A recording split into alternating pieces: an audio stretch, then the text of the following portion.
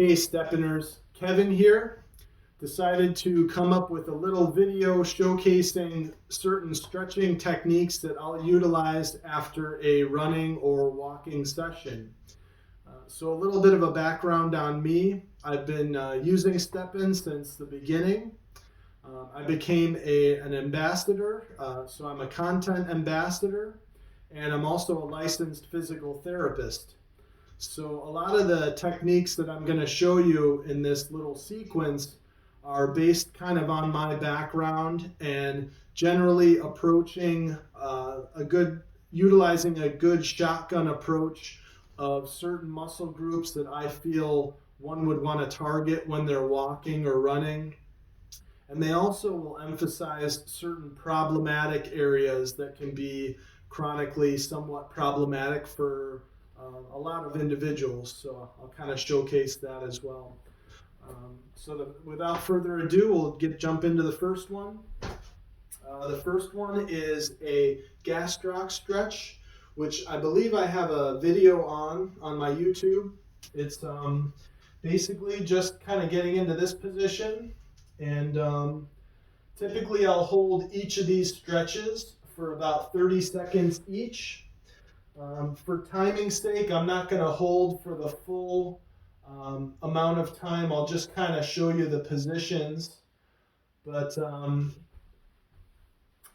that is a good one for kind of the calf and the Achilles muscles that we're using to absorb forces when we're running and walking. So it's very important to maintain the flexibility of the tendon as well as that muscle group. The next one is geared towards your quadricep, and it also kind of targets your hip flexor as well. So standing, you may want to have something to kind of support yourself with, and then I'll just kind of come up into this position and stretch. I'll show you kind of from the side as well, the stretch that I'll utilize there. And then making sure to do both sides evenly, so kind of stretch, show you from the... So again, I'll usually hold each of these for about 30 seconds or so. But the next one is going to be from a seated position. And this is mainly to target your hamstrings and your low back. So you're going to want to refer to, there's a video I have on hamstring stretching.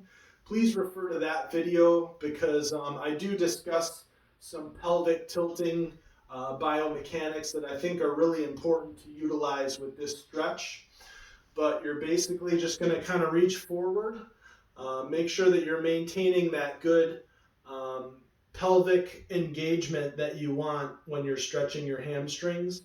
But then you also do get a bit of a low back stretch with this. If you have any spinal conditions, please refer to a professional for assistance in how to more safely engage with that one.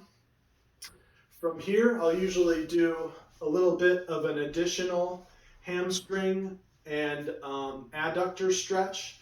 So I'll kind of get into this position, same thing, kind of leaning forward. And this kind of engages different muscles within the hamstring, and more so the internal ones, which I believe are the semitendinosus and semimembranosus.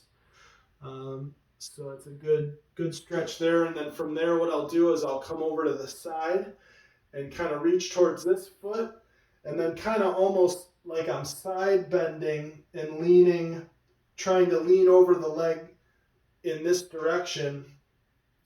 And this is a good way to stretch your quadratus lumborum, which can be chronically kind of tight. And yeah, it's a good, I can feel like I'm a little tight there, so I kind of held that one a little longer. But so yeah, coming over, and then you're just kind of leaning and kind of almost rolling over the leg, but also leaning forward. So this is going to emphasize that quadratus lumborum a little bit, which attaches from your pelvis up to that 12th rib, but it also kind of gets your obliques as well, which can be tight and need a little bit of attention as well. But then I'll usually come forward and just kind of do a little bit of a reset. Again, each of these are held for about 30 seconds. but kind of coming forward. And then the last one is feet together, and this one kind of emphasizes some of the rotators of the hip, as well as your piriformis a little bit. You also get your adductors. So you just kind of get into this position, and then you'll kind of lean forward, and it's a nice stretch, nice little shotgun stretch there. But yeah, still feel a little tight in that one too.